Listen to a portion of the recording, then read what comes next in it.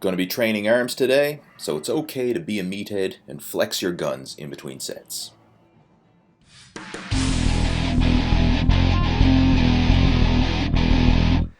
Hey there, how's it going? It is your muscle building coach, Lee Hayward. And today we're going to be doing a muscle pumping arm workout. Going to focus on hitting the biceps, triceps, and forearms, and hopefully stretching out the shirt sleeves in the process. So if you're ready to get going, let's jump into the workout. And we're going to start things off with the standing bicep curl. And this is a basic bicep exercise. It's a good mass building movement, and it allows for heavy weight to be lifted.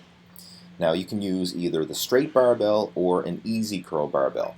Either one will be acceptable, and there are advantages to both.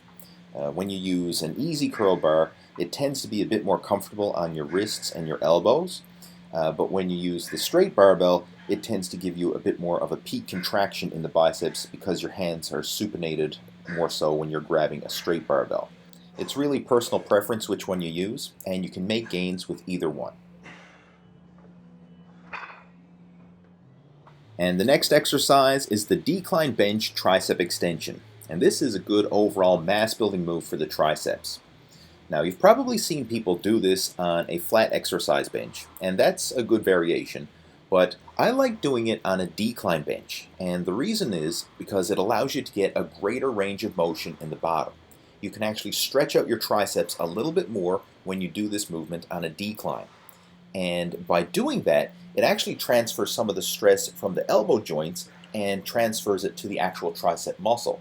So you'll find that you'll get more muscle activation with less strain on the joint. So it's kind of a win-win situation.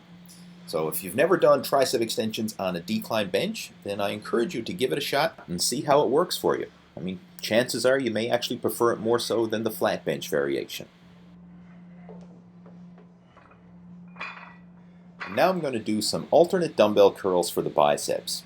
And you see the pattern that I'm using here. I like to alternate doing a bicep exercise and then a tricep exercise and work them back and forth. And there's two reasons for that. One is it's going to give you an awesome arm pump. I mean, it's cool to have both your biceps and triceps pumped up simultaneously, but it also allows you to maintain a higher level of strength and energy throughout your workout. Because while your biceps are working, your triceps are resting, and vice versa. When your triceps are working, your biceps are resting. So you'll feel stronger and actually be able to lift heavier weight throughout the duration of your workout compared to if you did all your bicep exercises first and then all your tricep exercises second. Now as you're doing the alternate dumbbell curl, it's a good idea to supinate your wrists.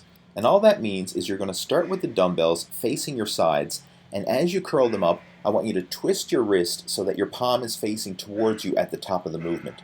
And by doing so, it's going to give you a good peak contraction in the bicep muscle. And the next exercise in the workout is the Tricep Cable Push Down. And this is basically to your triceps what standing bicep curls are to your biceps. So it's a good overall mass building exercise. It's going to allow for a lot of weight to be lifted, and you can work your triceps through a full range of motion. Now a side benefit that you're going to notice here is it works your abdominals to a great degree.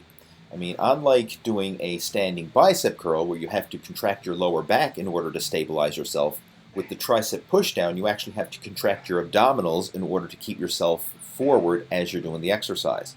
So sometimes you may actually feel your abs getting sore as well as your triceps when you work up to doing heavy weight in this movement. Moving on now to another bicep exercise with the low pulley cable curl. And I really like this one because it uses cable resistance. And cable resistance feels totally different than free weight resistance.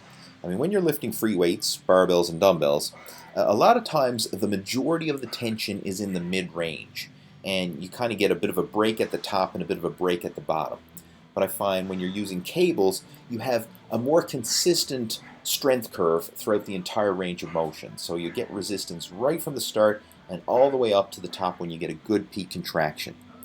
So it's a nice complementary mix when you do both free weight bicep curls and cable bicep curls in the same workout. And now I'm going to do some isolation work for the triceps with the dumbbell kickback. Now, a lot of people kind of think that this is a useless exercise and, why bother doing it because it's an isolation move and you can't lift a lot of weight. But I find that if you do it at the end of a workout when your triceps are already pumped up and already pre-fatigued, that it can be a great finishing move. and it really gives you a good peak contraction in the triceps. So I like to do this exercise, and I find it's a great way to get a good pump. And from a bodybuilding point of view, it's actually a good exercise to help add definition in the triceps as well. So I mean, for competitive bodybuilders who need to hit a side tricep pose, this is a really good exercise to help bring out hardness and definition in the triceps. Now, as you're doing single limb exercises like this, you're probably going to notice that one side feels a bit stronger than the other. And that's pretty normal. I mean, most of us have one arm that's stronger than the other. And if you do notice an imbalance, then I encourage you to start with your weaker side first, and then try and do the exact same number of repetitions for your stronger side afterwards. Now we're going to do some work for the forearms. And I always recommend saving your forearm exercises for the end of a training session. And the reason for that is because it's not going to hinder your grip strength for your other previous exercises. I mean, if we were to start things off with forearm training, then that would pre-fatigue your grip and it would have a negative impact on all your other exercises that involve your grip strength. So it's a good idea to always save your forearms for the end of a training session. Now right here we're doing a regular dumbbell wrist curl, and this one works the forearm flexor, which is the big meaty part of the forearm. Now I like using dumbbells for forearm training because it provides more freedom of movement in your hand position, and it actually allows you to get a greater range of motion. I mean, you can try doing wrist curls with a barbell, but I think you'll prefer a dumbbell. Another advantage to dumbbells is it works both the left and right sides independently, because chances are you're going to notice that there is a strength imbalance. I mean, most people are going to be stronger in their dominant side. So if you're right-handed, chances are your right side is going to be bigger and stronger than your left side. So when you include single limb exercises like this, it helps to balance out your strength and development between the left and right sides. And now we're going to do some work for the forearm extensors with the reverse wrist curl. And this is an area that a lot of people neglect in their training. I mean, most people don't do any direct isolation work for their forearm extensors. But it's important to train this area not only for the aesthetic purposes, but it also helps to keep your forearms in balance and proportion. I mean, a lot of times if you have elbow problems or tendonitis problems like tennis elbow or golfer's elbow, the root cause is due to an imbalance in your muscle development. A lot of people are overworking their forearm flexors and underworking their forearm extensors.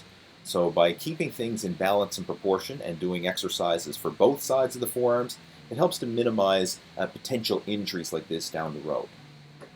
Now I'll give you a heads up, this is not a heavy power move. You're not going to be able to lift a lot of weight with this one, so just focus on doing higher repetitions, really trying to feel the muscles flex and contract and get a good pump as you're doing the movement, rather than trying to lift heavy weight. When it comes to forearm training, I recommend that you do higher repetitions, somewhere in the range of 15 to 20 reps per set.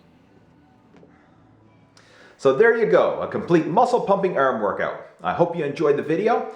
And if you'd like to get the full routine with all the exercises, sets, and reps outlined for you, just open up the video description below because I'll have it all posted down there. So have yourself a fantastic day. Make sure to subscribe to the Total Fitness Bodybuilding YouTube channel if you haven't already done so. And I look forward to talking to you in my next video. Take care. Over and out. And just one more thing before you go. I have a special gift for you. It's a free 51-page report called The 3 Keys to Building Muscle. This report is an easy read and it covers the fundamentals to getting in shape: training, nutrition, and mindset.